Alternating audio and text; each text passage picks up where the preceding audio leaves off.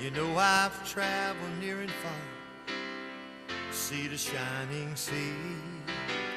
I've seen a lot of places and people that were nice to me. One place that's in my heart, and this is how I feel. I'm talking about my hometown, Fayetteville.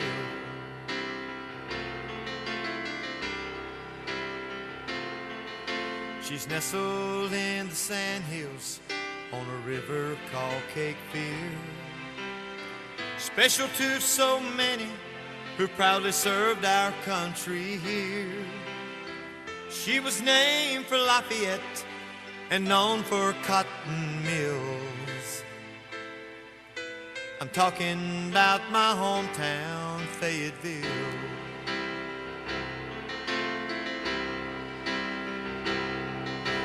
My hometown, Fayetteville. I'm so proud to be from here. It don't take long when you're away from home to find out how you feel. It's always good to come home to Fayetteville.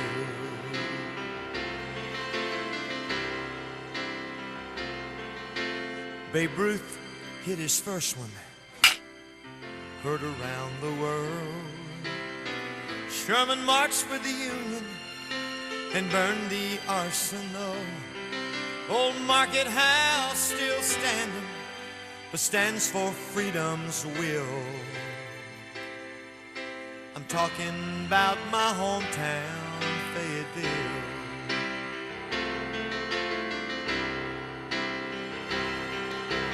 My hometown, Fayetteville. I'm so proud to be from here. It don't take long when you're away from home to find out how you feel. It's always good to come home to Fayetteville.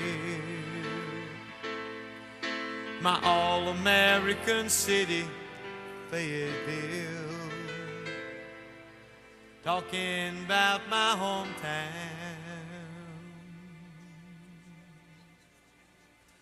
Fayetteville.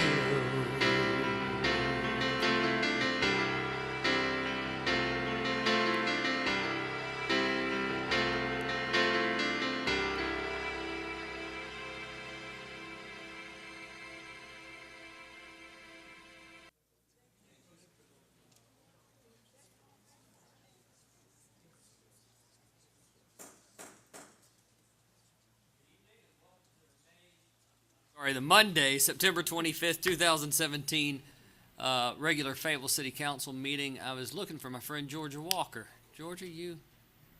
Oh, there you are. Couldn't see you. Come on up. Pastor Walker is pastor at New Hope Gospel Ministry. She's going to lead us with the invocation. If everybody would please rise and remain standing for the Pledge of Allegiance. As soon as Miss Walker is complete, I would like to ask Troop Number 6 and Cub Pack Number 82 to come forward and lead us with the Pledge of Allegiance. Pastor Walker. Let us pray. Father, in the name of Jesus, we are so grateful to be able to come into this assembly on tonight, and we pray, oh God, that you would allow the city council and the mayor to make the decisions that are needed and necessary in this assembly.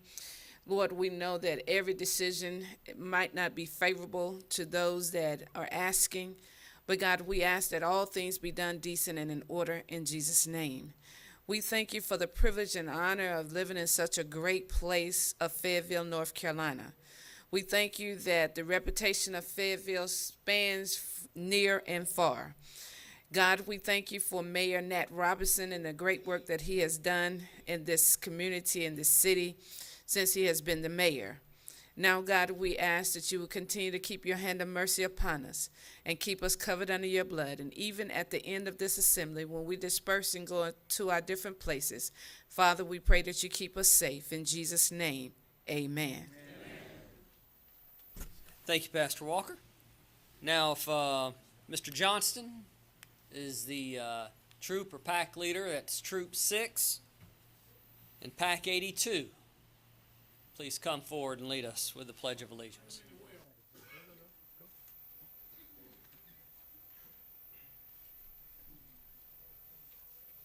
Okay, who's going to stand up? You're the tallest. Go ahead. Face the flag.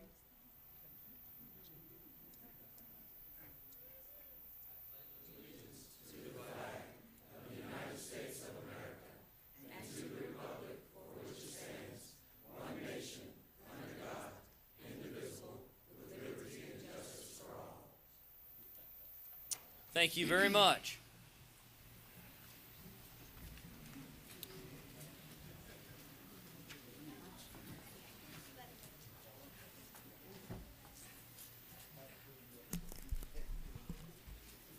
While the scouters are being seated, Mr. Hirsch, would you have an announcement to make? I do, Mr. Mayor, and thank you very much.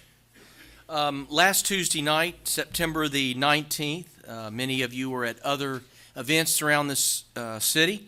Councilmember Kirk Deviere and I happened to be at the 20th annual Best of Fayetteville by Up and Coming Weekly magazine, and the city of Fayetteville were given 3 awards. They put on 1 plaque, but I just wanted to read that to you and offer that to the city.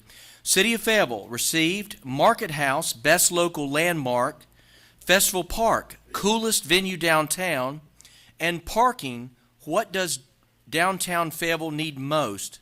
And I'd like to add that we've already figured that out. So thank you so much. Congratulations to the City Council and to the City of Fayetteville for winning these 3 awards at the Best of Fayetteville event last Tuesday night. Thank you, Councilmember Hurst. Ms. Rodriguez, our city engineer, has got a Hurricane Matthew update for us.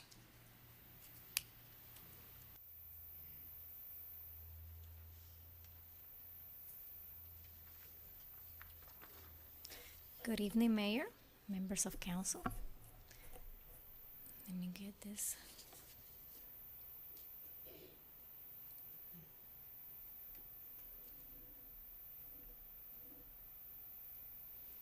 Okay, thank you for the opportunity to come before you tonight. I'm going to go very quickly over some updates for Hurricane Matthew. I'm going to concentrate primarily on Offen Drive, which I have some really good news for you tonight. First of all, I want to walk you through some of the project history. We're going to take a very short look at the schedule, the budget, where are we now, and also take a look at some before and after pictures that I have for you tonight, and also give you a quick update on some of the ongoing projects that we still have left from Hurricane Matthew, and I also have give you an opportunity for any questions. As we may all recall, Offen Drive was a washout that was pretty much created when Stewart's Creek overtopped Offen Drive during Hurricane Matthew. As soon as the event happened, the city started looking for options to get the road rehabilitated, and with that, we went after some FEMA funding in order to ensure that we are able to guarantee the funding to be received by FEMA. We had to follow some FEMA guidelines, and that added a few steps into the process. And even though we were able to complete the design very aggressively, which we completed in 30 days, the process still took a little bit, which you may recall, the hurricane was last year in October, and we just completed the project, so it takes a little bit to get all of those things checked off. We work very closely in coordination with PwC, as they had also some emergency repairs of some of the utilities in that particular area, and we worked in conjunction to make sure that their contractor and our contractor was working together, and we didn't have one working on top of the other. So to take a very close quick look at the schedule, the construction contract time was 60 calendar days. That is just the construction. We added an additional 7 days that was due to the change order number 1. Change order number 1 was due to some downstream undermining of the culvert. One of the first things that we did when we moved into the project was that we started pumping out all of the water that was there to be able to work on the dry. So when we did that, we discovered that there was a little more undermining under the culvert that was obviously not anticipated because it wasn't dry before. So that we had to do a little bit of redesign on that particular area. And that is what created change order number 1, which added additional 7 days, which brought us to a new completion date of September 16. And the project was actually completed on September 15, which is the day before of its completion. So taking a look at the budget, Council appropriated budget for this project in the total amount of $569,225, and that is the budget for construction. Not looking at professional services, but just construction alone.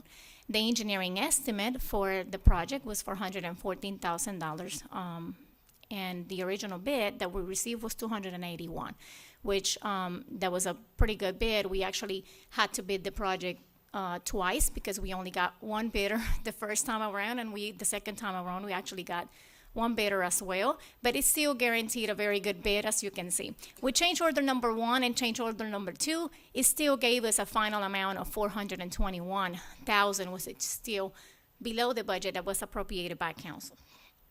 So where are we now? The road was reopened last Friday, September the 15th, and the property owners, you could tell they're loving it. The people were just driving through the area, really excited, so that brings happiness to us. The final inspection was held on Thursday, September the 21st, and they will be working this week on some final minor touch-ups that they have to do to address some punch list items. Ms. Rodriguez, before you go further, we do have a couple of questions. I'd like to recognize Councilmember Crisp. Ms. Rodriguez, you put it said pending on the 421,000. What does pending review, meaning they're not quite finished, they got some touch-up to do, and we haven't paid them yet? Is that what it means? That is correct. We have not been able to receive the final pay-up. Once we receive that from the contractor, we'll be able to finalize that amount. But based on the amounts from the construction inspector, we feel that that's pretty close. But that may not necessarily be the absolute figure. It may not be the absolute figure, but we feel we're very close. We'll bring back, if you would like to see the final amount, we'll be glad to bring it back. I'm just hoping the final amount will be that or less. Yeah. Thank you. Hopefully. Thank you, Ms. Thank you, Mr. Art. Any Mr. other Mayor, questions? I'd like to allow her to finish, and then I'll ask my question, since it's my district. Mr. Colvin? Same thing. Okay. Okay. Here are some of the pictures of before. As you can see, some of the disaster we were left with. Here's a picture of after from the same angle. Here's another angle. You can see the before at the bottom, and then on the right side we can see the after picture. And then here's another one. We can see the before picture and the after on the right side. So it's quite an improvement. It looks, it's definitely quite an improvement for this area. It looks so much better. All the green areas look very good. So in a nutshell, we are excited to say that the project was completed on schedule and under budget. I also have a few quick updates on some of the other projects, but if you would like to ask any questions about offing, I'll be glad to take those before we proceed to the other updates. Councilmember Art. Thank you, and thank you very much for the presentation. I actually went out early Sunday morning, and the road looks great, and excited to have that open. So a couple of questions. One, we've notified the Cumberland County Schools because they had changed their bus routes based on the road being closed. They've been notified of the road opening, and EMS as well. I will double check with our project manager, but that's one of the things that we put on their list.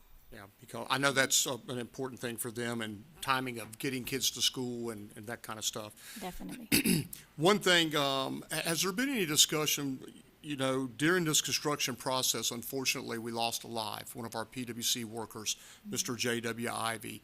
Has there been any discussion about some way to memorialize the fact that we lost Mr. Ivy in this reconstruction effort on Offing Drive? We haven't had any discussion on our project particularly. I am not sure if PWC have had any discussion on their end. Yeah. Mark Brown is in the crowd, so maybe he has some information on that. Say again? Yeah, I just, Mark, that's,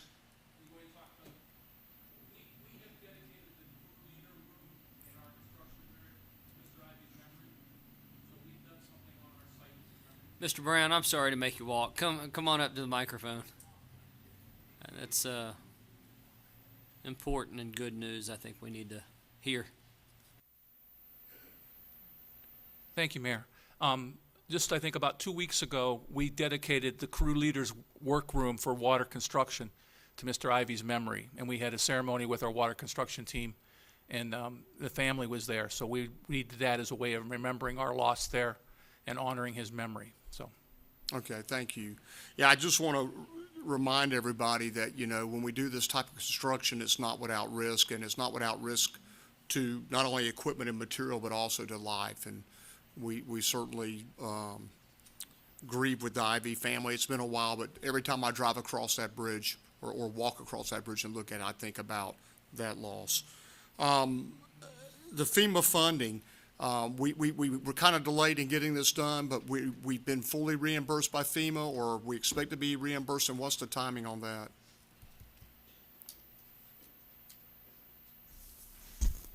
No, sir. We can provide you an update on where we are as it relates to our funding from FEMA. As council may recall, we received notice, and is Cheryl? I didn't see Ms. Spivey in the corner. Are you prepared to address that? Yeah. Thank you. Thank you, Ms. Spivey. Yeah, I know that we had been notified that FEMA funding for Hurricane Matthew had basically been tabled because of the critical need for Irma and Harvey. But my question is, did we get refunded for this prior to those hurricanes, or is that part of that delay in funding? Okay. Yes, sir. We have about $10 million of projects, and the delay, as long as the funding has been obligated, so the federal government has already obligated it to the state, then our funding is not at risk.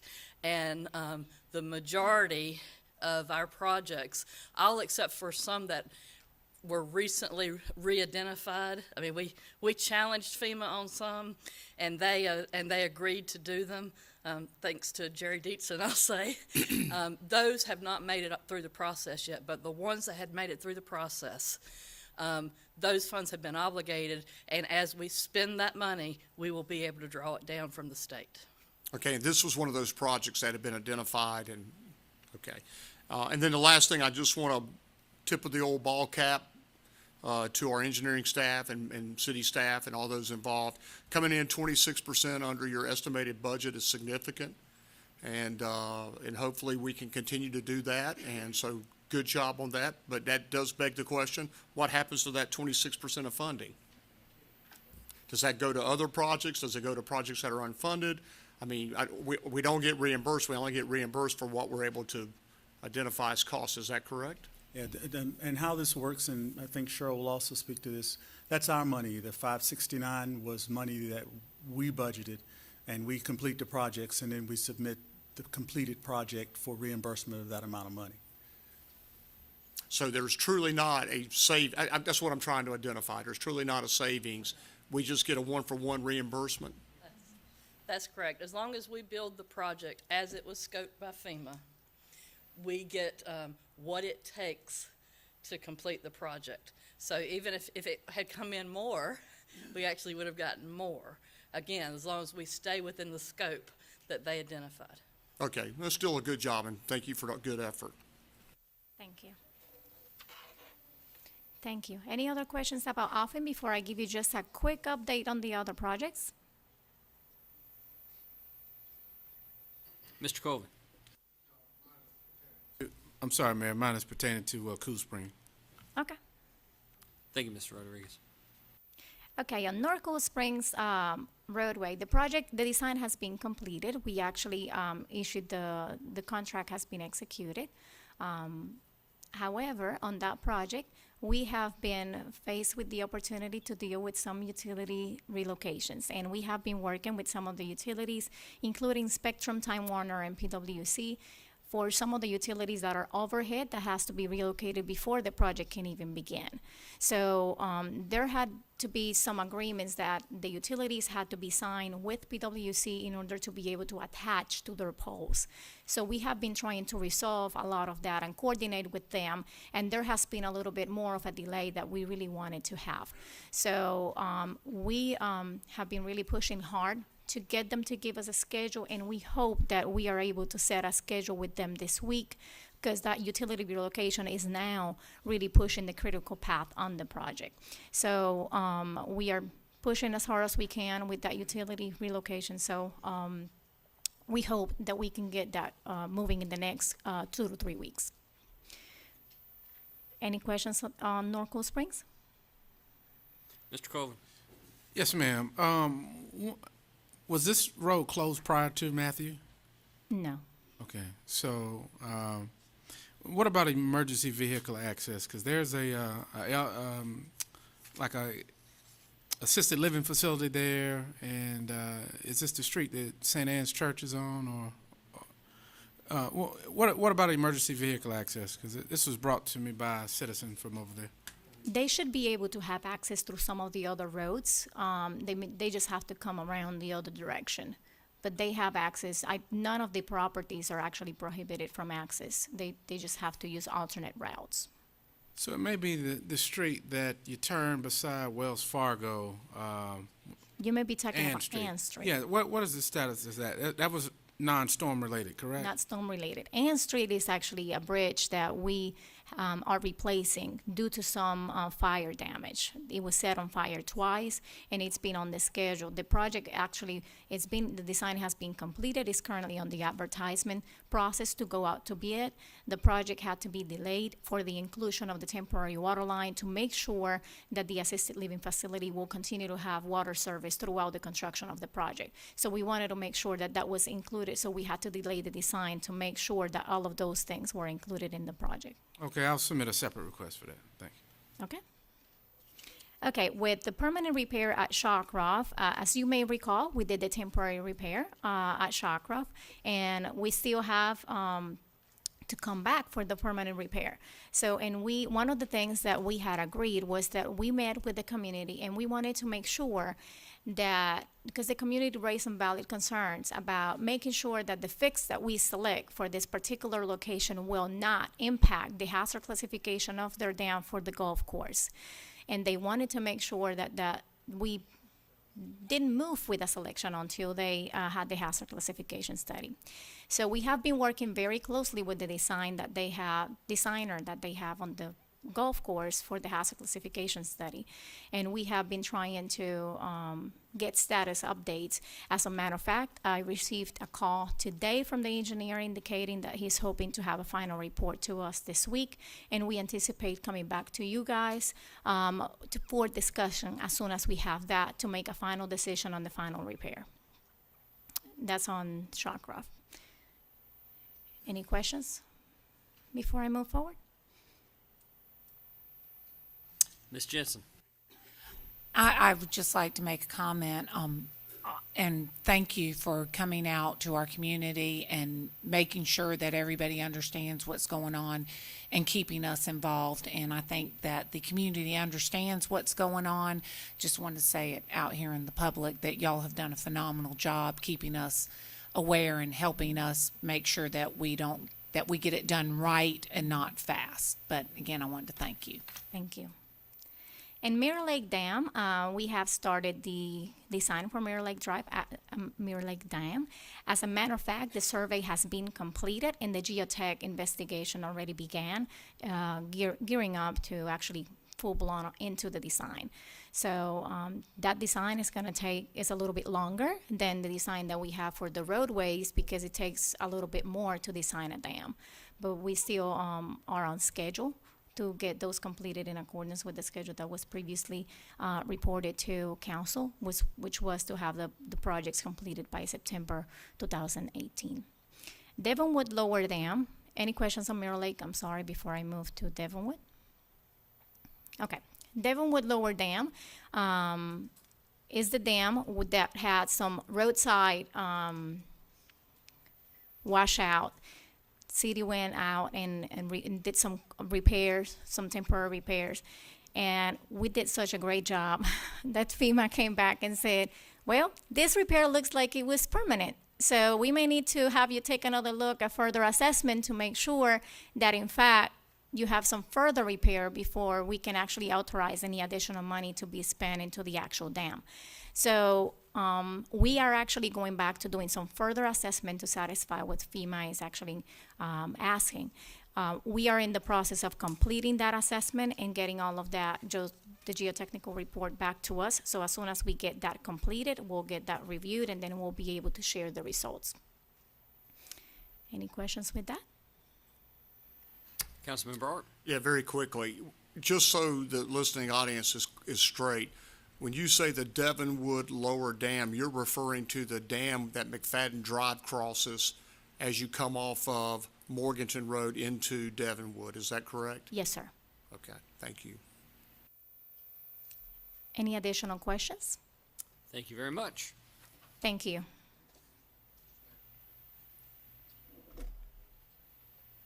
Oh, is it your light, Mr. Devier? Just had a quick question, if I could, Mr. Mayor.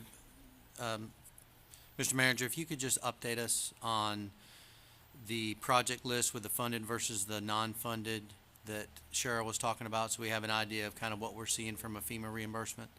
And it can just be a simple email. I'm not asking for a presentation, just so we get an idea of that initial dollar amount that we set out there and kind of what our exposure is as we look at our financial picture moving forward. Thank you, sir. Thank you. Council, you know, every meeting we have a special guest who is a Fayetteville Cumberland Youth Council member and would like to introduce you to Lauren Lowe. Lauren, tell us something about yourself. Hi, I am from Westover High School. I am a senior. I've been in the Youth Council for, I think this is my first year in the Youth Council. I would like to recognize two FCYC members we have today, Brianna McDonald and Melissa Smith. Would you guys stand up? Stand up. Please.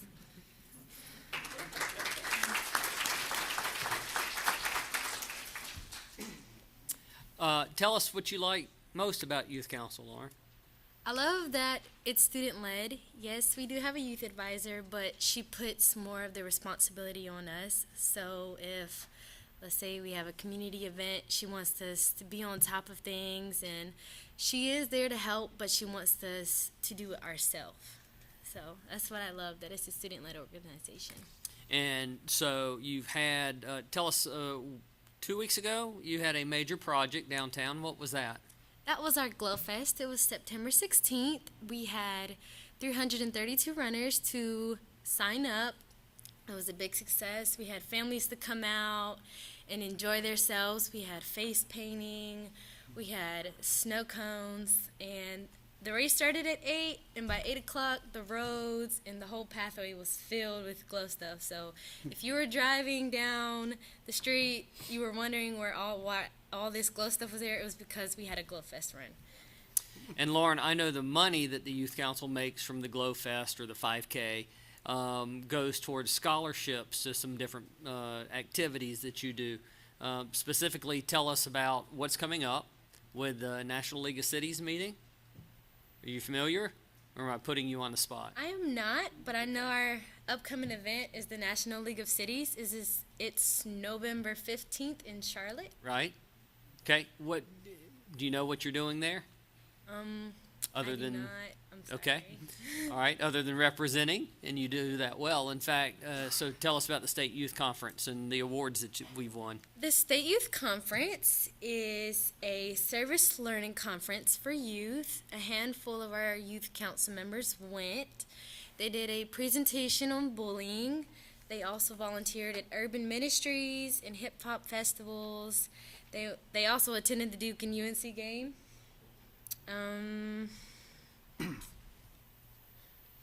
And our youth council was recognized. Didn't we win some awards? Oh yes, our own Rebecca Mitchell is now the president of the SYC, the Student Youth Council, as well as Constant Wood. She is the secretary.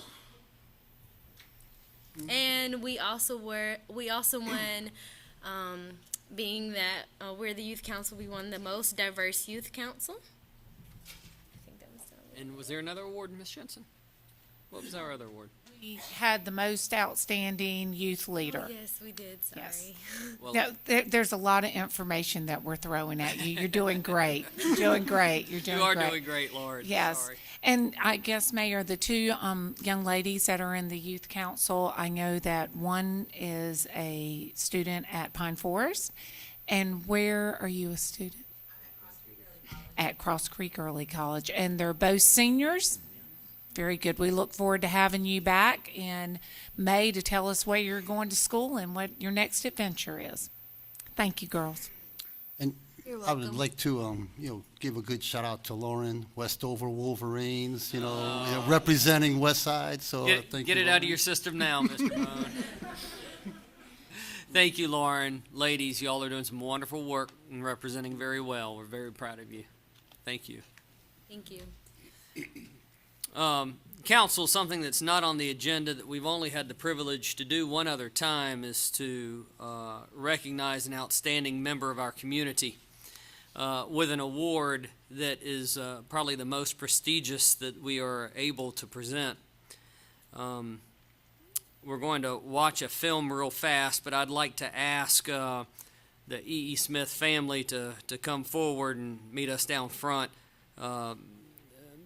including Dr. Griffin's family, but Mayor Pro Tem, Commissioner Chairman Glenn Adams, Tony King, Tiffany Whitfield, Judges King and Whitfield, and our own Fire Chief, Ben Major. If you would meet us out front, and we'll roll the video. Dr. John Griffin Jr. is presented the bust of the Marquis de Lafayette for his contributions over the many years to the city of Fayetteville and the community. Dr. Griffin graduated from E.E. Smith High School before attending North Carolina A&T University to become an educator. He also received his master's in education from UNC Chapel Hill and his doctorate from South Carolina State University. In 1958, Dr. Griffin started his career in public education as a teacher and coach at Washington Drive Junior High. He would go on to serve as a principal at several local schools before serving as superintendent for Cumberland County Schools. Hey, folks, just be patient. We're going to ask that they run it back because we really would like to see the video.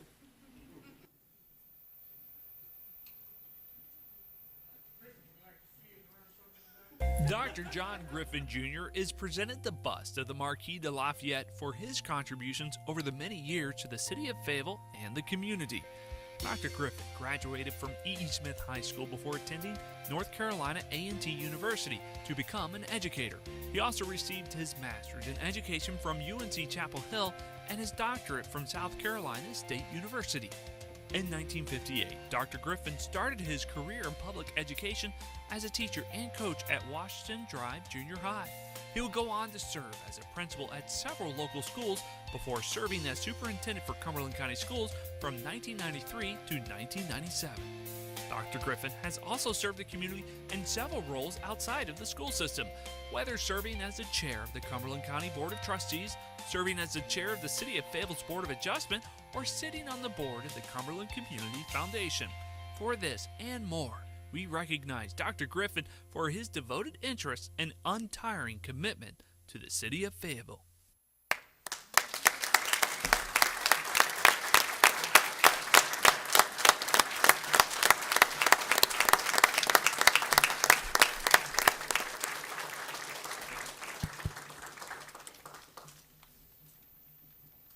You got the standing ovation.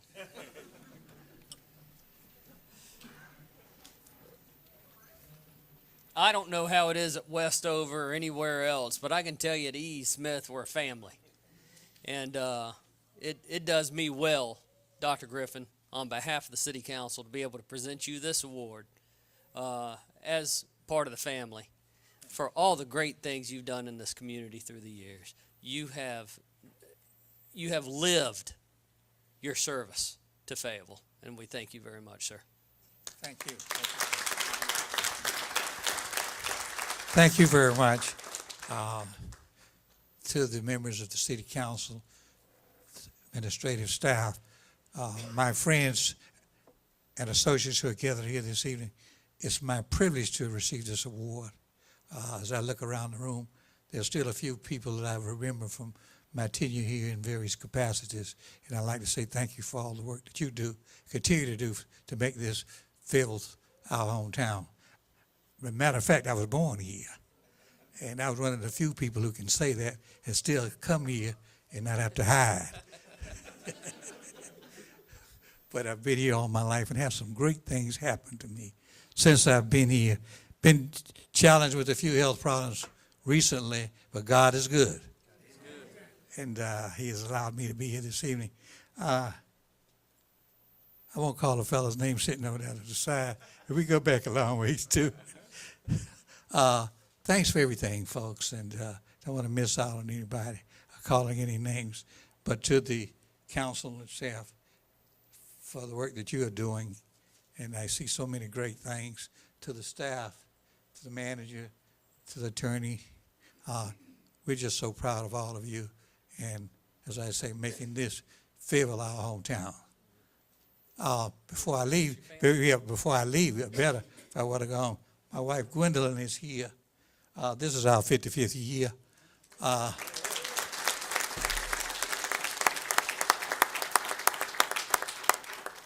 My daughter Gail is here with her son Talon. My older son John the III, that everybody calls Randy. My younger son Milton and his wife Tanya, Randy's wife Myra, and my youngest grandson Connor. They're from Durham. It's such a privilege to be here this evening. A whole lot of people have helped me to get where I am, and I hope that you'll do the same kind of thing to help others to continue to grow and prosper in this our great hometown. It's a privilege. Looking at your ambitious agenda, I'm going to get out of your way. Thanks a lot. Let me just take a minute.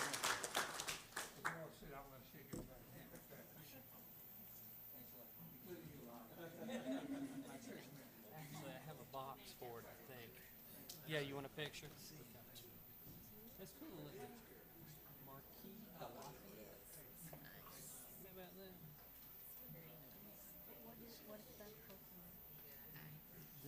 Fayetteville was named after this guy. Marquis de Lafayette. He's Marquis is kind of like a prince, kind of. Come on up front. Let's get a picture.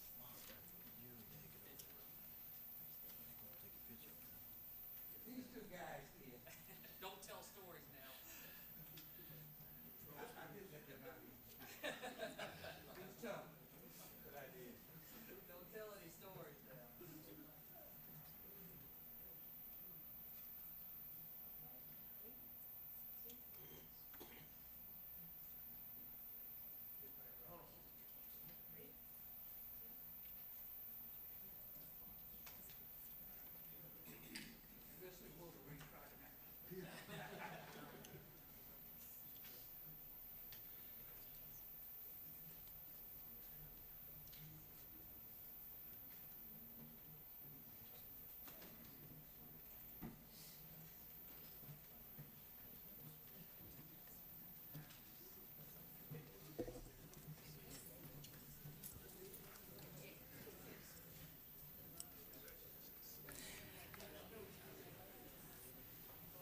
Judge Steve Stokes is in the audience also.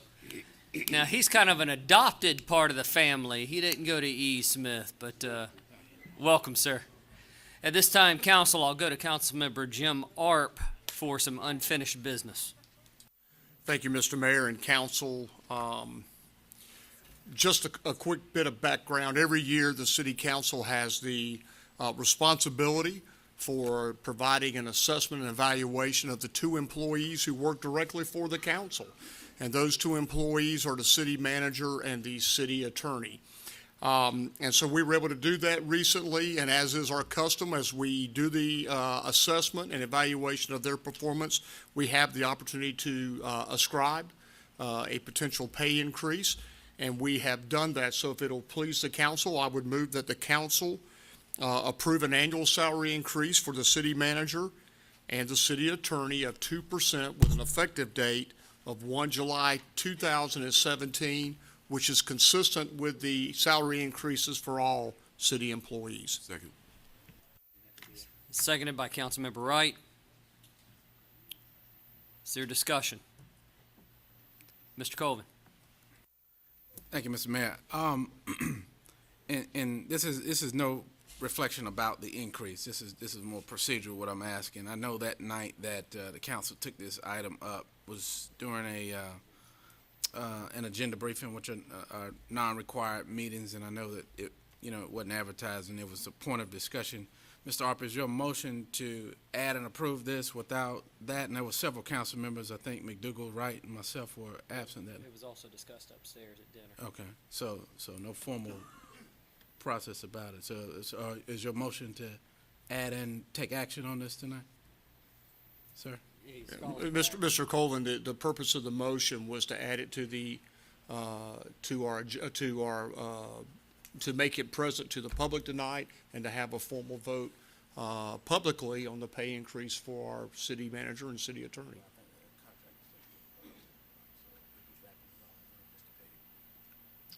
Just a pay increase, yes. All right, no further discussion. Council, I'll ask for your vote, please.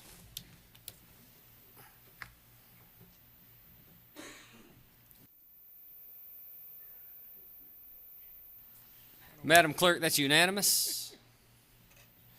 Council, at this time I'll go to item 5.0, which is the approval of the agenda.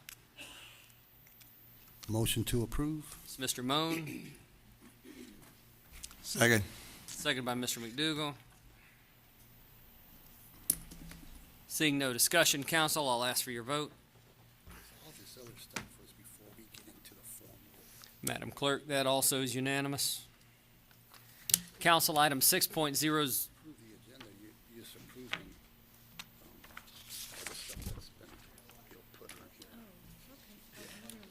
6.0 is the consent agenda. Mr. Deviere. Thank you, Mr. Mayor. I move that we approve the consent agenda with the exception of 6.07, and that we refer that to work session on October 3rd for further information from staff. Second. Seconded by Mr. McDougal.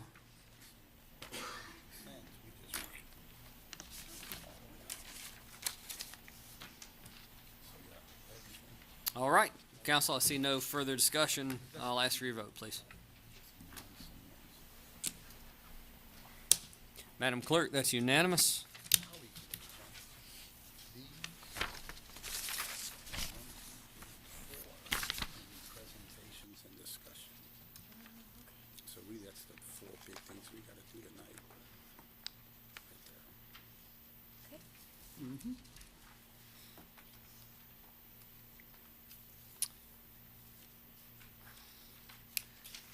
Madam Clerk, I know that there's nothing between items 6.013 and 10.1, but just want to make sure that we didn't leave out 7, 8, 9.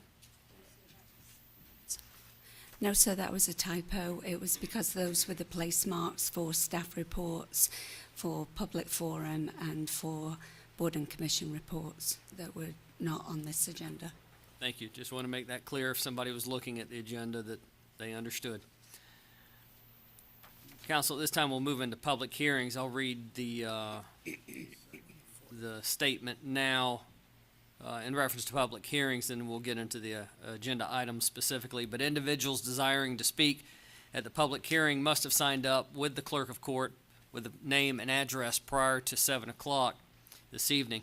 15 minutes will be allowed for each side of the issue at the public hearing. Individuals wishing to speak are limited to 3 minutes unless a previous arrangement has been made to have a single spokesperson, at which point that person may have up to 15 minutes. When the city clerk calls your name, please come to the podium and state your name and home address for the record. When you see the light on the podium change from green to yellow, that's an indication that you have 30 seconds left to speak. When the red light comes on, your time has expired, and due to policy restrictions, we're unable to extend that time. So at this point, we'll go to item 10.01, which is an appeal of the Planning Commission's decision to deny a neighborhood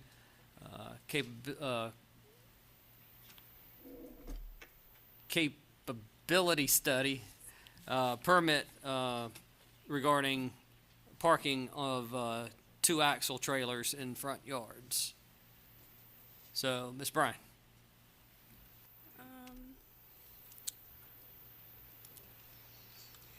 Yes, sir. This is an appeal of the Planning Commission's decision to deny a neighborhood compatibility permit to allow a two-axle flatbed trailer to be parked in the front yard driveway. And this is the first time that this type of case has come before council. The code was adopted in September of 2015.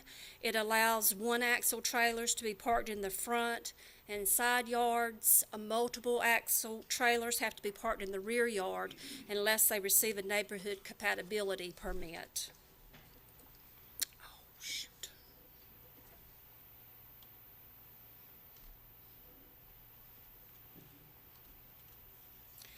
The review procedure is the Planning Commission hears these NCP requests.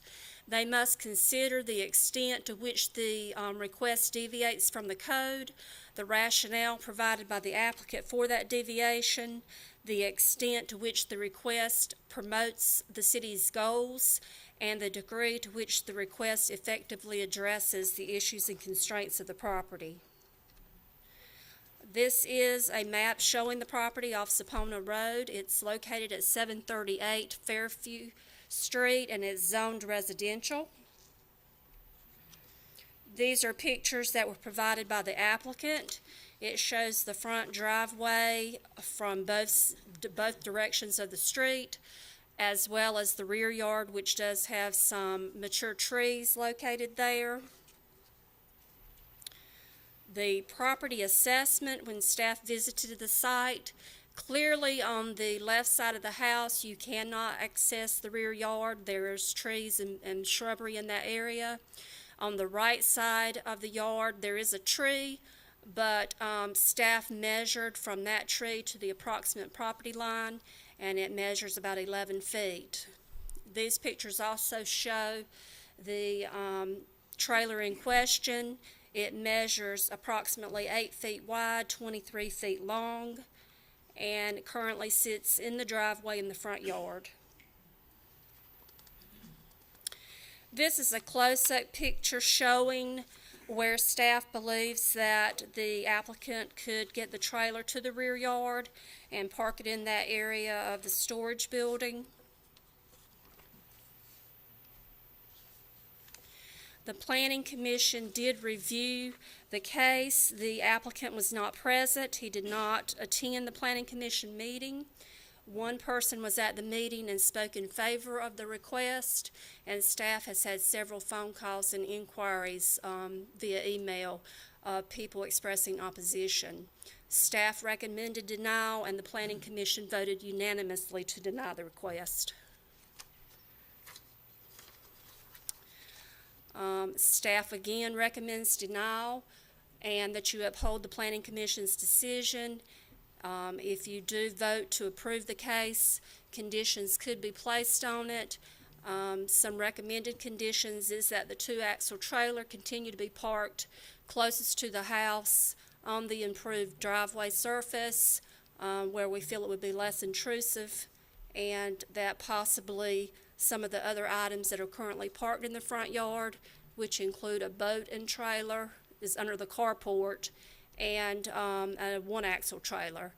Possibly those items could be moved to the rear yard. Did you have any questions from staff? Ms. Bryan, I'm just thinking about uses for the trailer, and that's to haul things around. Did you notice if it's properly licensed? I did not look for the tag. He has indicated in his application that he uses it periodically to transport antique tractors, to tractor shows, I believe. Thank you. I see no further questions.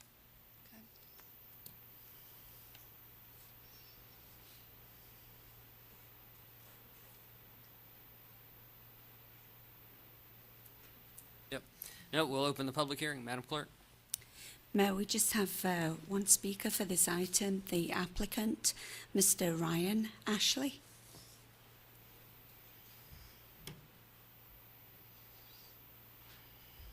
Welcome, Mr. Ashley. Thank you, sir. State your name and home address for the record. My name's Ryan Ashley. Home address is 738 Fairview Street. Great. Thank you, sir. Go right ahead. I'm here tonight. I was unable to attend the meeting with the Planning Commission. My boss's brother had died, and I was working late. I wasn't able to make the meeting. My trailer has been in that yard in the front on the driveway. It's never been in a state of disrepair, flat tires. It is licensed. I've got a permanent tag. And nobody's ever complained about it. The neighbors have no problems with it. I don't make any money with the trailer. Every time I haul something, I'm spending my personal money to use that trailer. We do a lot of charity things with our antique tractors, the club that I'm in. We just did Falcon. All the proceeds went to the Falcon Children's Home 2 weeks ago. Not this past weekend, the weekend before. I do have a boat under my carport. I don't have anywhere in the back, paved or otherwise, to park it. There's a ditch that runs along the back of my property, so I'm unable to get it in that way. It's a drainage ditch. It won't fit in the little garage door shop in the back. And trying to get back there, I've only got one vehicle which will tow it. I've got a BMW and a Ford F-150, and the full-size truck does not negotiate that turn well with all those trees there. After the first contact, I tried to move it back there. I'm going to tear my truck to pieces moving it. It's a Super Crew. It's not a super long truck, but I don't have any way to get that trailer back there. And even if I did, the tires, I don't have anywhere to park it, are going to dry rot. That's more money out of my pocket. And being that nobody's ever complained, and that I keep it up and I keep it tagged and insured, I just didn't see the problem with it. And if the pictures that I sent in show that you can't even see the trailer from the road until you are right in front of my house. So most people don't even know it's there. On top of that, I also sent in pictures where others, I've got other people on my block that have double axle trailers that aren't having any problems with them in the front or side yards. There are neighbors around the block that have campers and other double axle equipment out there, and they've never been bothered. So I don't know what's wrong with my trailer other than the fact that it's not a camper, it doesn't have a boat on it, or I don't know. So I'm just here to try to prevent myself from having to move the trailer or get rid of it. I don't have any way to really get it to the back without damaging my vehicle. That's all, sir. You say it is properly licensed with a license plate tag, Yes, sir. It's a multi-year tag. and it's insured? Yes, sir. What's a multi-year tag mean? Explain that to me, because I'm just not familiar. When I went into the DMV, I've only seen them on commercial vehicles. Basically, I only have to pay one time, and they register it for multiple years. And as long as I keep insurance on it and keep it on the road, they don't say anything. I have never received a bill for it. They told me it was a permanent tag, unless I move out of state, of course. Have you seen the same pictures that we're looking at? Have you seen them before? Yes, sir. I'm the one that took them.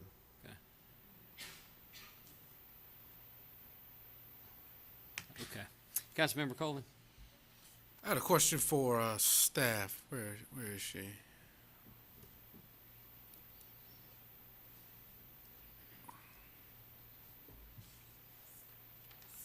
So one of your conditional items for consideration, you said required to be parked closest to the carport to be less intrusive. Now, his picture shows it being parked pretty close to the carport. Did you have a different perspective that you were recommending, or was this? No, sir. I was just recommending if you approve it to be allowed to be parked in the front yard, He'd have to maintain it where he is in this picture. you could put that condition on there. Thank you. Councilmember Art. Thank you, Mr. Mayor. The picture that's presented in our packet of the storage building in the back, you say there's a ditch there, but in the picture I can't see the ditch. The ditch is behind there, the rear entrance. My property backs up to Strickland's portion pack, and there's a drainage ditch that runs across the back quarter of my property back there, and it's probably 6 foot wide and at least 6 foot deep. So 6 foot wide, edge to edge, a depression of 6 feet. Yes, sir. They come back there and clear it every year. And so you have to drive across that with your trailer to get to that garage in that picture? I could get to the garage, but the garage isn't that long. You couldn't fit it in the garage. I thought about that. No, I'm not asking that. The recommendation of my staff was that you park the trailer in that grassy area. But my question is, can you get the trailer to the grassy area across that ditch? And you were saying that it was problematic with your truck. The ditch is behind that building. Yes, sir. The ditch is behind the building. If I come at it from the front yard, I'd have to completely remove at least one tree if I'm to park it right in front of that building. So my question is, you're saying it's not accessible to get the trailer to where the staff has recommended it be parked? Not with my full-size pickup, no, sir. What about when it rains? What does the ditch hold water? It's a drainage ditch, right? Yes, sir. In fact, my whole backyard normally floods. I'm in a very low-lying area. It used to be swamp. Okay. And if I can get Ms. Bryant back up, please.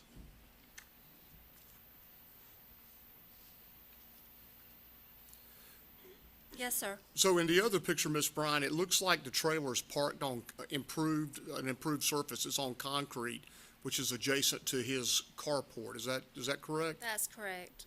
And that's permissible within code? For a one-axle trailer, not for multiple axle trailers. But not for a multiple axle. So if I were to look at this trailer, if this trailer just had 2 wheels as opposed to 4 wheels, and it looked just like that, it wouldn't be an issue. That's correct. But because it has 4 wheels, it's an issue. That's correct. So the other question I have is, we're asking him to take it from an improved surface where it's parked presently to put it onto an unimproved surface. And the reason for doing that is? Well, the code is written that 2-axle trailers aren't allowed in the front yard. Well, when I look at this, that's not the front yard, that's on the side of his house. Well, it's actually in the front. The picture that shows the house, you can barely see the trailer in that picture, and it sits in front of the carport to the side. Okay, well, it's very difficult to see, and that's why I'm asking the question. The other question that I would ask, In this picture, you can see it in the bottom right picture. yes. You can kind of see the trailer sitting there. Yeah, see, I'm looking at that front drive, that lower left picture, and that storm ditch. And I'm going, if the ditch on the backside looks anything like that, you're not going to cross that. Right. You're not going to cross that with your truck on a wet day, and you're certainly not going to cross it with a trailer. How did the complaint come to the city of Fayetteville's attention? Someone notified code enforcement, Okay. and they went out and issued a citation or a violation notice. And that's been put on hold until this is resolved. Okay. All right. Thank you very much. Councilmember Wright. Yes, staff. and he can say, well, as well. Now, he mentioned in his presentation that there were other axle vehicles in the neighborhood. Are those vehicles in the neighborhood violating the code? Well, the day that staff visited the site, we didn't see any other trailers parked in the front yard. And the code enforcement department went out there on a call for a violation.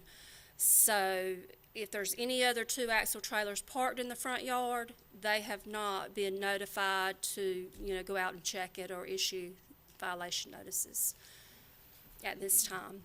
Okay, so in essence, we're just strictly monitoring two axles, and irregardless of conditions, it's on the resident either to get rid of the trailer, sell the trailer, or build a bridge across the ditch to comply. So it's almost like we have given a policy for, two axle vehicles in the front yard, but in certain instances there is no leadway or, if you would say, common sense approaches to solving these problems, and that's why we're here today. So sometimes you have to look at situations that occur, that there must be room to adjust in certain situations. And what it looks like to me with the trailer, I know we have the policy in place, but when you have situations like this, it's almost, a hardship on the resident. And so that's what I'm struggling with right now. How are we going to help this gentleman in the sense that he's giving back to his community? He's abiding by all the laws, but he has a double axle instead of a single axle, and he can't get into his backyard. We're creating a hardship on him, and you can't see it from the road. So I'm kind of stuck right there. So thank you. Thank you, Mr. Wright. Mr. Crisp. Mr. Bryant, show me the picture of the backyard again, that tree where you were saying it was 11 feet across. That one. This is a picture of the Mr. side Ashley, yard. that's the one I want. Mr. Ashley, is that tree damaged? Is that tree dying, or is it alive and well? That tree, when the hurricane came through, a small part of it did fall over. No damage to either my property or my neighbor's property occurred, and I have cut the tree up, the part that fell off, and hauled it off. Now, the foliage to the right of the picture we're looking at, as you're looking at, is that on your property, or is there a ditch along there, or is that just flat ground with that? Those are actually, they've got landscaping timbers there, and that's actually flower gardens, but the neighbors that are currently over there had not weeded them at the time of the picture, so it looks bad. They have since been But that's weeded. the neighbor's property there. That's what I was told when I moved in, sir. So if you took the tree down, you'd have room. Yeah, if I took that tree down, I could wiggle it back in there. See, the dilemma that I have is we've had a number of people that have wanted to park double axles in the front yard. We have consistently said no. Okay. You understand? Yes, sir. So if I say yes now, it opens the floodgate, doesn't it? They'll come back with all kinds of funny-looking trailers. Thank you, Mr. Mayor. Thank you, Mr. Crisp. Mr. Colvin. I think Councilmember Chris got my question. For staff, sir, do you own this property? I've got a mortgage on it. I did purchase it.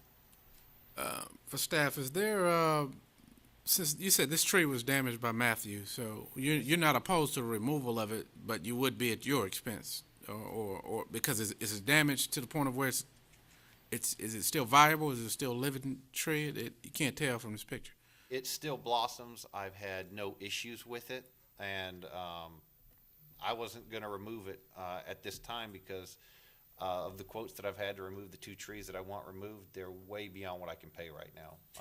So that's where I was going. So the money that we set aside for Matthew-related issues, that fund has expired, Mr. Hewitt. The homeowner assistance, Yes, sir. would have been for repairs to structures. Structure, okay. And I'm not sure, but I thought, Ms. Bryant, didn't you mention that the measurement between the tree as it's shown in the photo and the property line was 11 feet? That's correct. And the trailer's width is? 8. Eight, Okay. approximately 8.2. 8 1/4. So, Yes, so, ma'am. sir, you were saying you needed to remove the tree to get the trailer, have access to this garage based on, Because you have to swing the tail end of the truck over okay, to make the back end of the trailer go the opposite way. okay, I got you. And the garage is what, a 9x7 garage, so it won't fit inside, a 8-foot trailer won't fit inside a, Yeah, I pulled my mowers and motorcycles out and tried to fit it in there. The tongue, I can't close the I door. got you. Okay, thank you. Councilmember Deviere. Thank you, Mr. Mayor. Ms. Bryant, maybe you could clarify, because I think there's some confusion on the drainage ditch in the backyard. We're not trying to ask the resident to move his trailer across the drainage ditch. The issue is he can't maneuver any other way into his house except through the ways that you've shown us. We're not asking him to come across a 6-foot drainage ditch, correct? That's correct. So we're asking him on normal, his property line, 11 feet, it's an 8-foot trailer, to be able to move and place that trailer in the back, correct? Correct. I just want to make sure everybody understands we're not trying to ask him to breach a 6-foot ditch. Thank you, Councilmember Deviere. Public hearing is closed. Council, I go to you for action. Councilmember Deviere. Thank you, Mr. Mayor. If there's no other questions, I'll go ahead and make a motion that we uphold the Planning Commission's decision and deny the neighborhood compatibility permit. Second.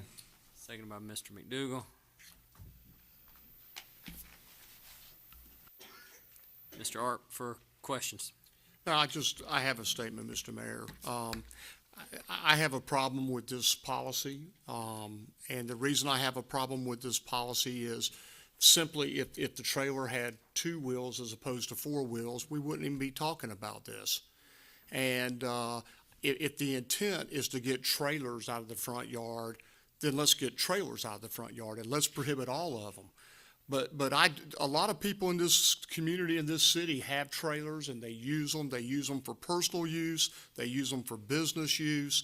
And if it's an appearance issue, then let's make them put a cover on it or something like that, where maybe, people aren't worried about the appearance.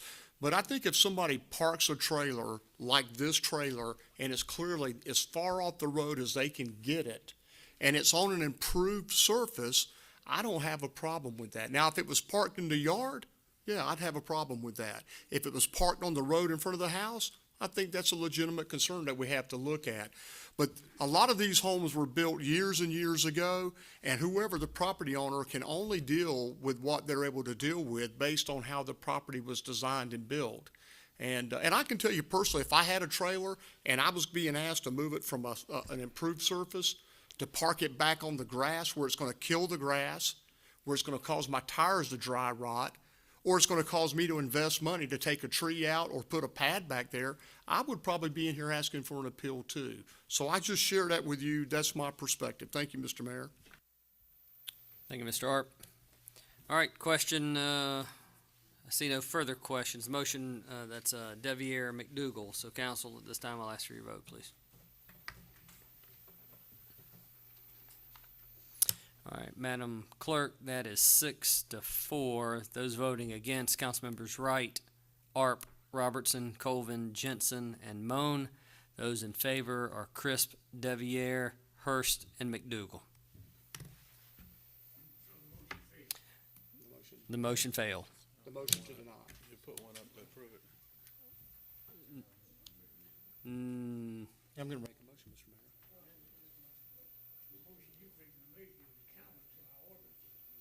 I'm going to ask that we Make an exception to it. make a waiver to all of this. Madam Attorney, I may need you on this. Yes. We're figuring to open Pandora's box here. Serious. We'll go, out of interest on the matter, we'll go to Councilmember Arp and Councilmember Colvin for comments, and then Madam Attorney. Thank you, Mr. Mayor. And I was gonna defer to Madam Attorney. In this case, what came to us was an appeal by the property owner. Is that correct? That's correct. And the appeal was for a waiver of the ordinance as it's currently written. Is that correct? And so I can't see, there's this big monitor between you and me, Mrs. McDonald. Ms. McDonald, come to the microphone up front, please. If you'll ask the applicant to step back, please. Thank you. So procedural, I just want to make sure that we're all correct. The owner made an appeal to the ordinance. We heard the appeal to the ordinance. Staff's recommendation was to deny the appeal. The motion to approve or to deny the appeal in line with staff's recommendation failed. Does the city council, within the purview of the current ordinance, have the right to approve the appeal? My understanding was the motion was to uphold the staff's recommendation. Of denial. And it failed. That's correct. So at this point, the council has the ability to approve the appeals process, the property owner's appeal of the ordinance to grant permission to park the trailer as it's currently parked. Is that correct? So Ms. McDonald, I'm sorry. No. The motion, the vote was 6-4 in favor. No. I'm sorry.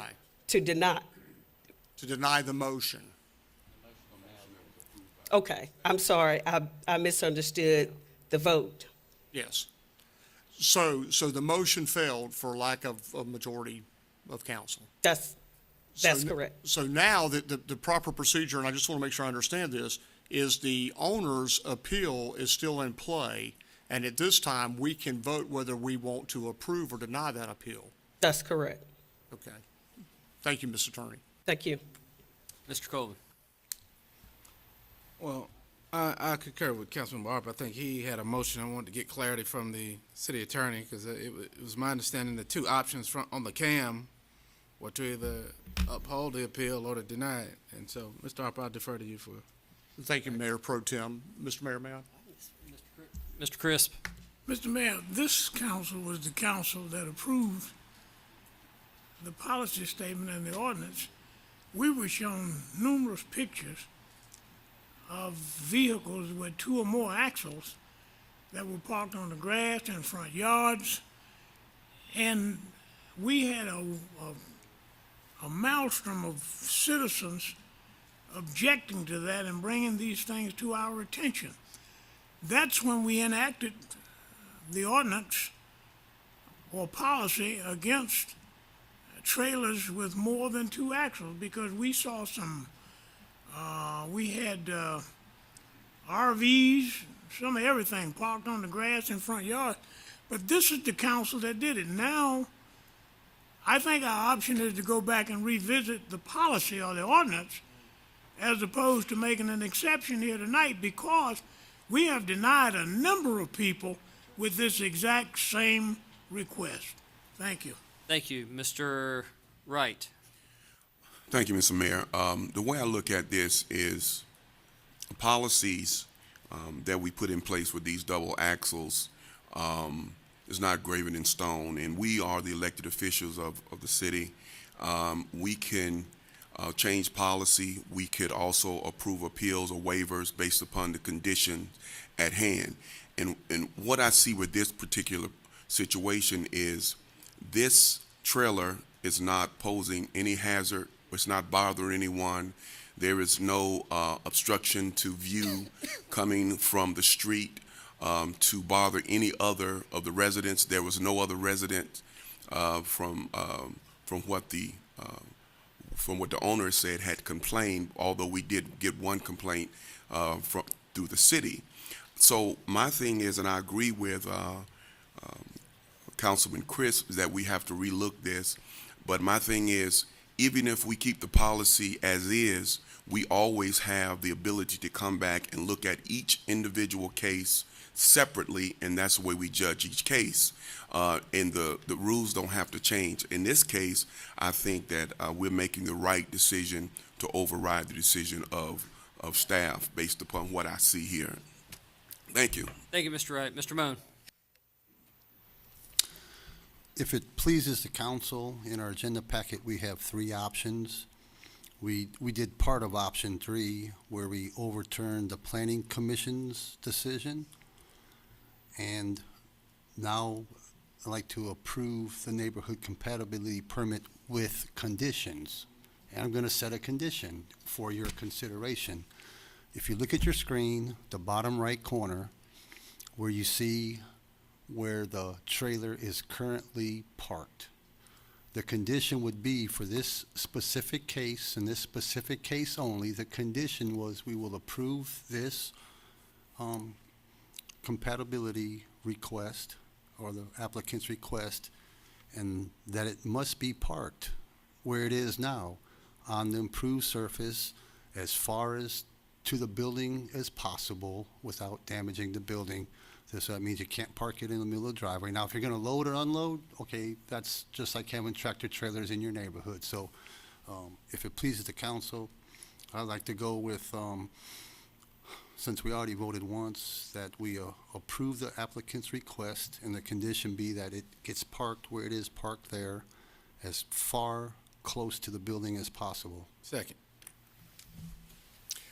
Mr. Mayor, if I can, just for clarity, the motion is to overturn the planning commission's decision and approve the neighborhood compatibility permit with the conditions as stated by Mr. Moan, that the trailer be parked as far back on the improved surface as depicted.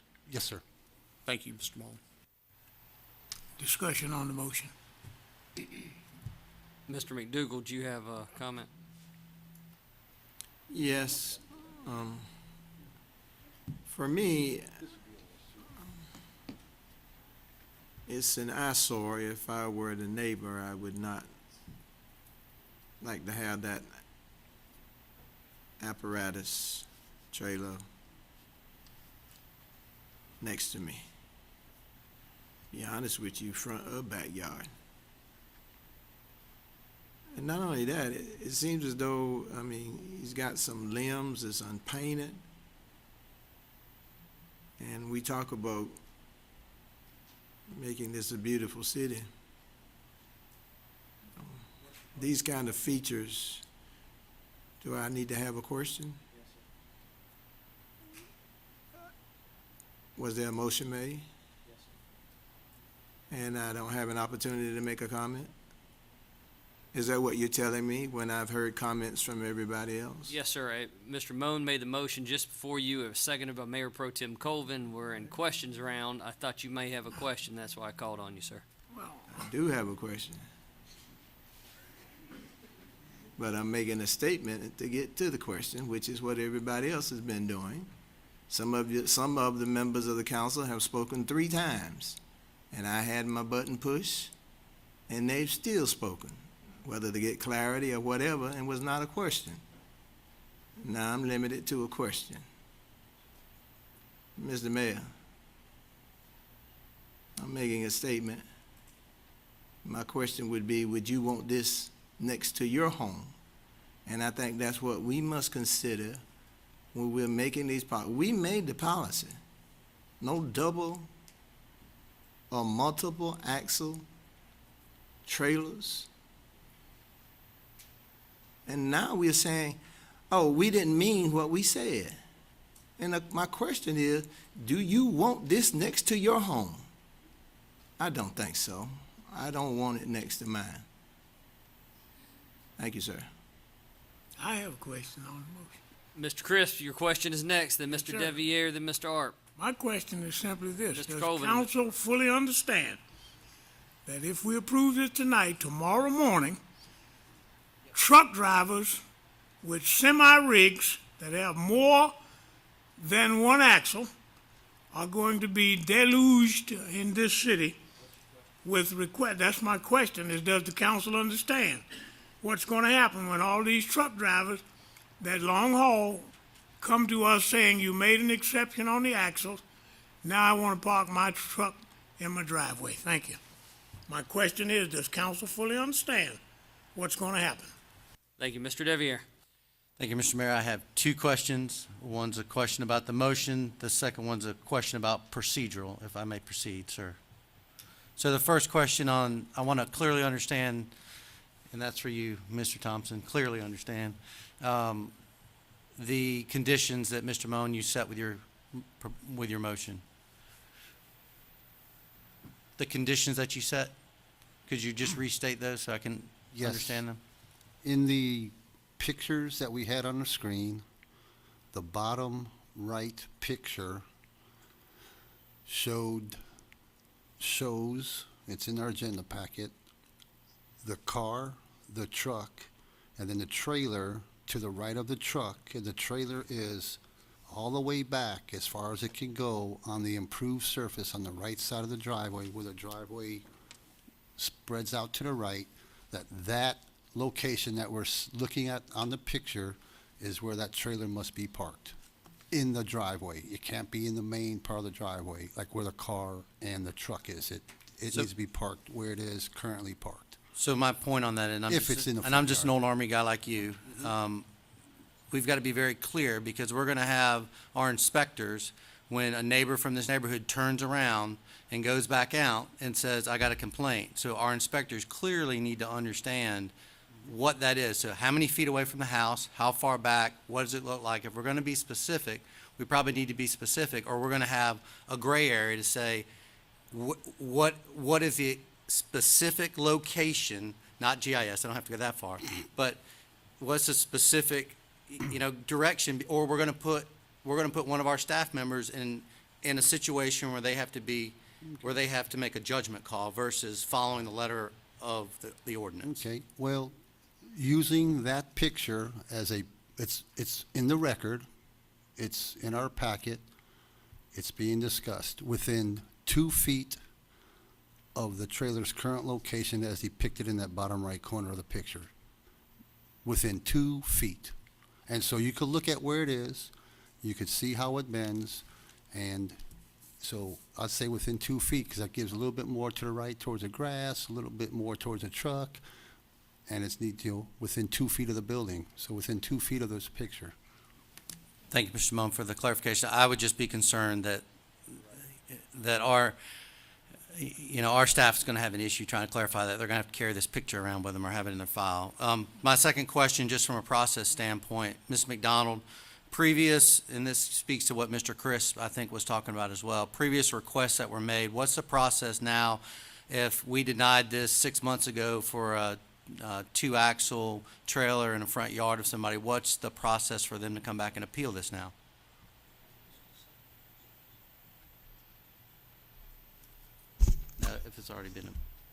If we've already voted on it. You have a process by which you can't bring an item back for a year unless you specify that it can be brought back within a year. Okay, thank you. Thank you, Mr. Mayor. Mr. Colvin. Just because we have a policy doesn't mean that you don't have due process of people to appeal decisions. Do you need to change the due process? That's what needs to be changed. When you have a policy, if there is no discretionary judgment ability by the council, take the appellate process out of it. Then that means that all decisions can be made at the staff level and they don't even need to talk to us. Each case is different. This is non-intrusive. This is very discreet. Some of the other cases have... Point of order, Mr. Mayor. Point of order for, sir. I want to know where's the question. The question is coming. So my question for Ms. McDonald. I'm just bringing it up because, in fact, I was called a point of order on, so just, what's good for the goose is good for the gander. Absolutely. So the question for Ms. McDonald is, just because there's a city policy, does that mean that you do not have the appellate process? Is that a question you want me to answer? Right. It's a right.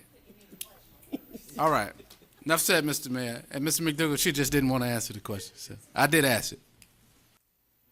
Mr. Art. Thank you, Mr. Mayor. So I'm going to work with questions. How about that, Chalmers? So are all policies in the city or ordinances or codes, are they enacted without due process and without the ability to appeal? Yes or no? You do have an appeal process for all of your, I can't think of an ordinance that you don't have some type of appeal process for.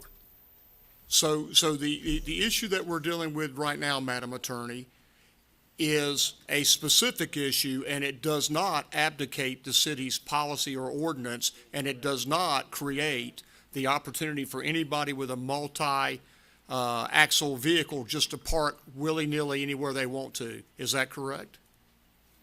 They would be in violation of the ordinance. Is that correct? This is the process that you set up for persons wishing to appeal your ordinance as it relates to parking multi-axle vehicles.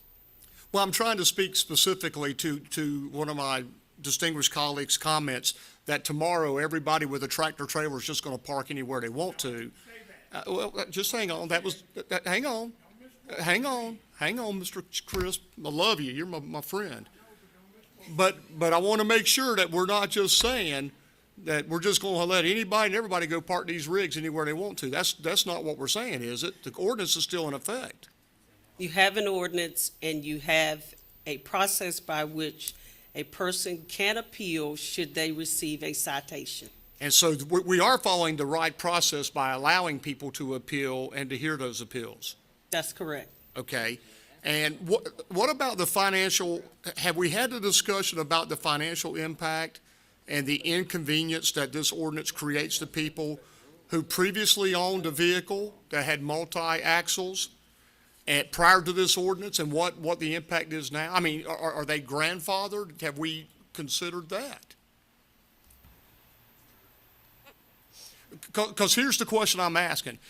It may be in this case, if this gentleman owned this trailer, and without bringing him up, but let's say he owned this trailer prior to the implementation of this ordinance, you know, we've just created a financial impact and an inconvenience to him and probably multiple other citizens for people that had something that yesterday was completely permissible and now today it's not, other than they have to go through the appeals process and get an exception. Is that correct?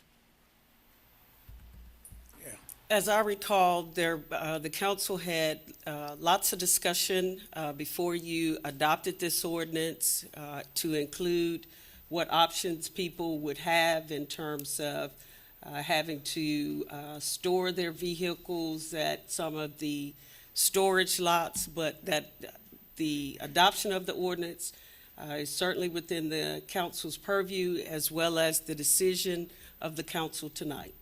Okay, so thank you, Madam Attorney. So I'm not abdicating that we rescind the policy and change the ordinance tonight, but I am in favor of the motion provided by Mr. Moan to approve the appeal of this gentleman for his trailer. Thank you. Mr. Mayor, may I clarify what I said, please? Mr. Crisp, I'll come back to you. Ms. Jensen?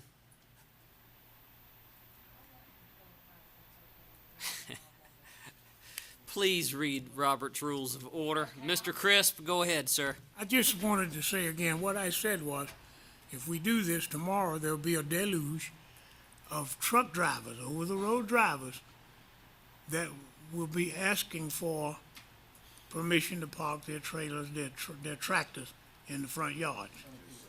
And we disapproved them over a year ago, so they will legitimately be able to come back to the appeal process. Thank you. That's what I said.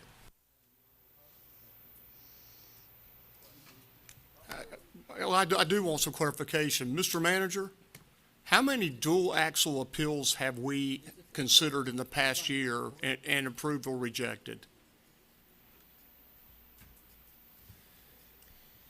The Planning Commission has heard 5 cases. Not the Planning Commission, the City Council. None have been appealed to City Council. So none have been appealed to the City Council. And then 5 to the Planning Commission. And they approved 4 and denied this one. So only one was denied, four were, their appeals were approved. Yes, well, their request was approved. Okay, thank you, Ms. Bryant. Ms. Jensen. Thank you. I'm going to speak a little bit till I get to my question. Okay, just want everybody to know that first. I guess where I'm having my issue through this whole thing is on the front drive when you're looking at it, he is on concrete, which we had said it had to be done. Then if we look to the backyard and the question was asked, would you want that in your next door neighbor? I think either way, if I was next door, I would be looking at it, and it looks like there's a tree right there. My question is, if he parks it, as Councilmember Moan had said, maybe if we could put, like fencing around it, is that part of, okay. All right, I'm stopping. Thank you. Mr. McDougal. My light's not on, Mayor. Is it? Which one, the red or the green? Green? Council, there is a motion on the floor by Mr. Moan, seconded by Mr. Colvin. Seeing no further questions, I'll ask for your vote, please.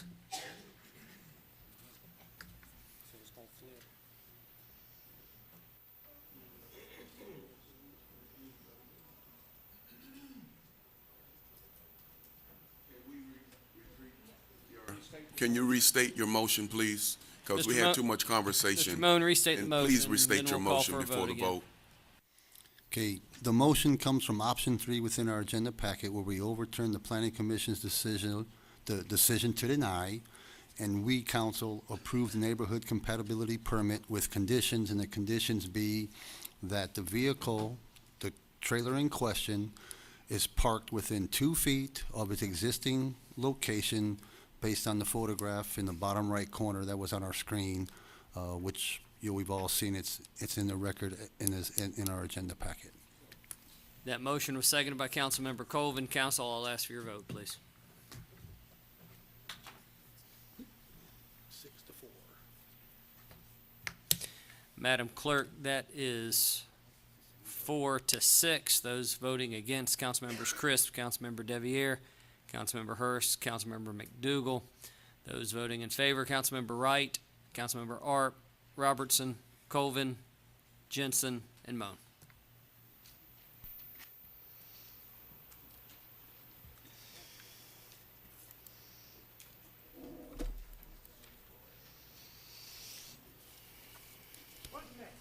Item 2.0 is consideration of resolution ordering a closing of a portion of Thomas Avenue.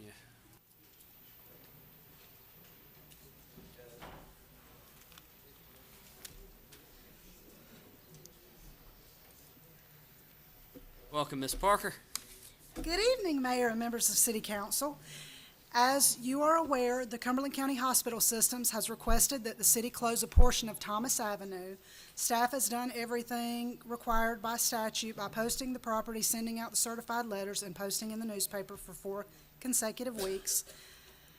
By closing this portion, it is not going to inhibit any access to anyone, and staff has no issue with it. And so we're here tonight for the public hearing to see if council is willing to grant the closing. Thank you, ma'am. Madam Clerk, do we have speakers? No, sir, we have no speakers. We'll open and close the public hearing. Council, I go to you for action if desired.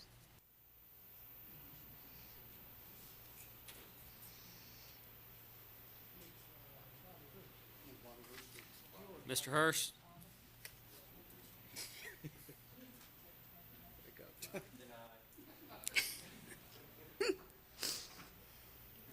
Green. Keisha's such a kind lady. Mayor and members of council, I move to pass the resolution and order the closing of a portion of Thomas Avenue.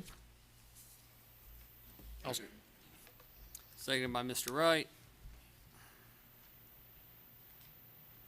Is there any discussion? Seeing none, council, I'll ask for your vote.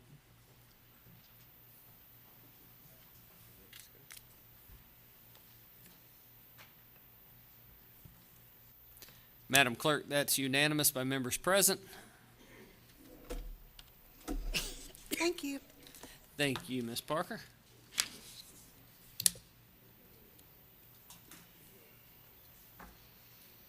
Council, the next item is 10.03. It's consideration of renaming Meeting Street to Marion C. George Street. And it's Mr. Welcome back. Yes, sir.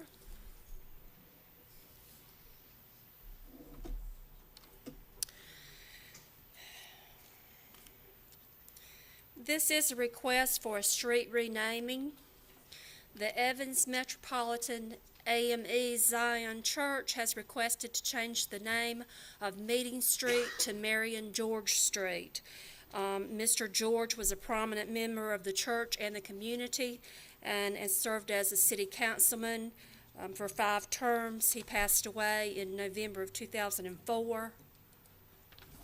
The request was submitted to the Cumberland County Addressing Department, who forwarded the request through their approval process, with the last step being a public hearing before City Council. This map shows the 6 properties abutting Meeting Street. There's only 2 property owners, the church itself to the north, and the property to the south is owned by the City of Fayetteville. Did you have any questions for staff? I see no lights. Thank you, Ms. Bryan. Madam Clerk. May we have one speaker for this item, Ms. Marianne Brown Jackson?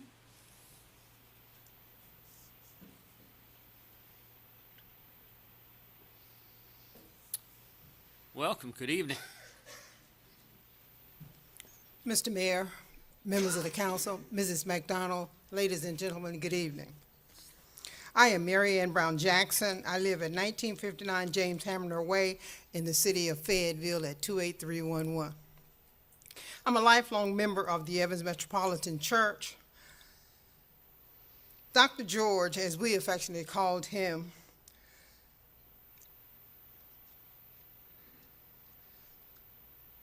was a friend to many people. Many of you sitting there are not old enough to have remembered him. You have to be as old as I am. Dr. George served as an attorney for many years. He was elected and served for several years on the city council of the city of Fayetteville. He served 2 terms as mayor pro tem. He was a great supporter and contributor to the Evans Metropolitan AME Zion Church. He served as a missionary, Bible study teacher, and member of the lay council. And as a member of the Christian Education Board, Dr. George served as our legal advisor and represented many of our members in the court system of this area. He volunteered with the Boy Scouts and the youth of our church.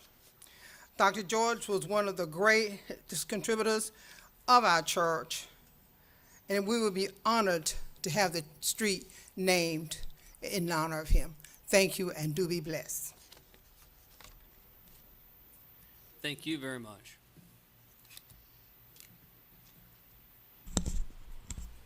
Council, if there is no motion, Mr. Colvin? You said you wanted a motion? Yeah, we'll close the public hearing. Did you want to speak or no? No? All right, thank you. Mr. Deviere. Thank you, Mr. Mayor. I understand we're not going to take action tonight. I believe part of the discussion was for us to come back to a work session. I believe it was mentioned by a couple council members to relook the additional history behind both streets and the background, maybe have the church family come and present some additional information so that the council can fully understand all the history behind the request and behind the different situations. That was a motion. Can I make that in the form of a motion? Okay. Is that for a future work session? Yes, sir, if possible. I know we're limited in work sessions, and I know the October 3rd work session will probably be very full, but if possible, if there's a timing issue, try to bring it to the 3rd October. I'll defer to staff if we can, let them work with the church to see if that's feasible. Okay, thank you. Is there a second to that, Mr. Crisp? Any discussion or questions in reference to the motion, Mr. McDougall? All right, seeing none, I'll ask for your vote. Madam Clerk, that's unanimous. Thank you. 11.01 is a presentation from the Appointments Committee. Thank you, Mr. Mayor, and this will be brief background.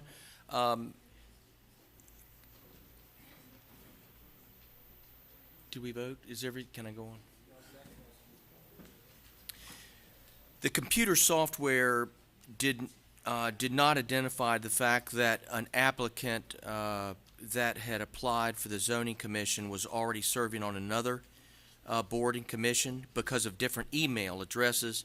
So he was in there and was selected, and we found out later that he was already serving.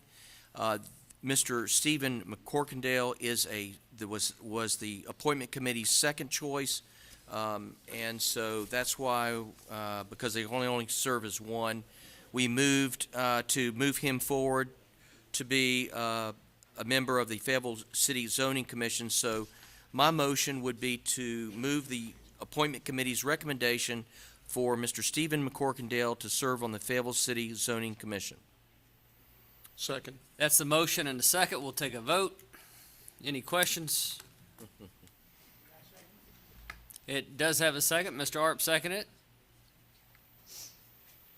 Seeing no questions, council, I'll ask for your vote, please.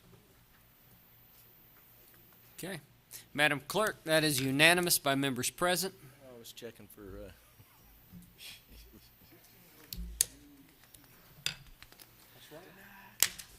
Item 12.02 is red light camera fee. Mr. Hewitt, was there a discussion or anything on this item, or was the information provided in the packet for information only? It is provided to the council. Following the discussion we had at an earlier meeting where we were looking at the fees charged by others, and as it is on the agenda, council can take action or give direction to staff, or if you'd like an opportunity to review it, I have additional questions, we can schedule that for a later meeting as well. But it is, at this point in time, it's not coming with a recommendation from staff. The fee and the fine are meant to be somewhat of a deterrent, but at the request of Representative Floyd, we did want to provide council with the information, so, and await your action. Councilmember Arp. I'm sorry, Councilmember Wright. Yes, Mr. Mayor, I'd like to make a motion. Go ahead, sir. I'd like to make a motion, Mr. Mayor, that we adopt a late pay fee in increments instead of $100 late pay fee right up front. For running a red light, is $100 fee. The late fee is $100. I recommend that we would break that $100 late fee up with 30-day. It would be $50 in another in 60 days to give the person that had the ticket an opportunity to pay instead of requiring that $100 right up front if they don't pay in 30 days. Is that understood? I don't want to have to repeat that. I think I understand what you're saying. Madam Attorney, does the state statute allow us to do that? One late fee. So as I understood it, the proposal would be one amount in 30 days and then another amount in 60 days? Yes. Mr. Munn, we discussed this earlier. Can you clarify that? So split the payment. No, just the late fee. The thought process was, you run the red light, you get fined $100. All right, pretty cut and dry, straightforward. If you fail to pay within 30 days, the late fee is $50. If you fail to pay in 60 days, it's $100. It escalates. You still got a 30-day grace period. It's a $50 after 30 days versus 100, and then it's $100 after 60 days. The legislation only speaks to failure to pay within 30 days. So I don't believe that we could impose two fees. Certainly, if the council is interested in reducing the fee, then you could do that. But I don't see where the legislation allows one fee in 30 days and a different fee in 60 days. To my understanding, Mr. Attorney, Madam Attorney, is that the legislation initially adopted this with a $100 fee for running a red light, and there was no $100 additional late fee attached to that, according to the regulations from the state. Am I correct with that? Mr. I'm Mayor, asking. was there a motion made? Was there a second made to the motion? To Did answer the motion die for lack of second? And we're having a discussion, just a point of order. I'm asking a question. We're trying to find out if it's legal for the motion to even be Yeah, adopted. Councilman Wright, I understand that, but as a point of order, a motion, you made a motion. Mr. The McDougal, motion did not have a my second. recollection or to my notes, there was not a second to the So motion. you should declare that that motion is dead, and there should be no discussion on that motion. We're discussing the motion, that's not a motion. It's true. That's true. Clarity. All right, so the motion dies, lack a second. Mr. Wright, go ahead with your questioning to the attorney, please. Okay. Well, the question is, and we'll come back with maybe a second motion, maybe a little different than the first one, based upon the clarity from the attorney. Am I correct to state that the legislation, when they adopted this red light camera fee, adopted it with a $100 fee, but there was not a late fee attached? That fee came from us local? No, the What is that fee? legislation What is that? always proposed a late penalty. But the amount was not $100, but they just named It allowed for a it late- allowed for a late fee. Up to $100. Okay, my motion would be to continue the $100 fee for running a red light with the maximum of a $50 late fee. Councilmember Wright, I would second that with a friendly amendment proposal to you. Ms. McDonald, from what we understand is that there's a maximum penalty assessment of $100. There's not two fees being assessed. The proposal is that if it's not paid by a certain time, the penalty is $50. I mean, if it is paid within the not more than the 30-day period, is $50. If it goes to 60 days, then it's $100, still not exceeding the $100 maximum that the statute gives us. Is that what you're trying to articulate, Mr. Wright? Yes. That is not permissible, is what I'm trying to articulate. The legislation says if the owner fails to pay the civil penalty or to respond to the citation within 30 days after the date the citation is served. So it doesn't say that you get 30 days and then 60 days. Right. So what I'm asking, if you continue to read that, it says if you fail to pay it within 30 days, the citation is served or mailed, the owner will have waived his right to contest the responsibility for the violation, and shall be subject to a civil penalty not to exceed $100. That's So correct. if you phase it in, you're still not exceeding the $100. So what part are you saying is not legally correct? I don't believe it's permissible to have 30 days and, as you have proposed, $50, and then in 60 days. That's not the proposal. So I'm not addressing the waiver period. Okay, so after the 30 days, they've waived their right, as it states, the right to contest responsibility. And he put a comma there. So after 30 days, it's assumed that none of this is before the 30-day period. However, it says it shall be subject to the civil penalty. That's the part that we're addressing, which shall not exceed $100. You can always go less than, but you can't go greater than the amount to exceed, correct? That's correct. Okay, and so at 60 days, it could be $50. Is that correct? and still be compliant with the statute? I don't agree. I'm saying no. Okay.